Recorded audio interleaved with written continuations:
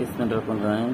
এটা একটা ইলেকট্রনিক্স হলো কয়েল, অর্থাৎ এখানে আমরা কপার ওয়্যার দ্বারা এটা কুণ্ডলি বা কাছে কুণ্ডলি বা একটা রিলে মতন একটা তার পেস আছে। এই তারের মধ্যে যদি আমরা কারেন্ট এমপ্লিসিট করি, অ্যাপ্লাই করি, সেখানে কারেন্টে ফ্লাক্স তৈরি হবে।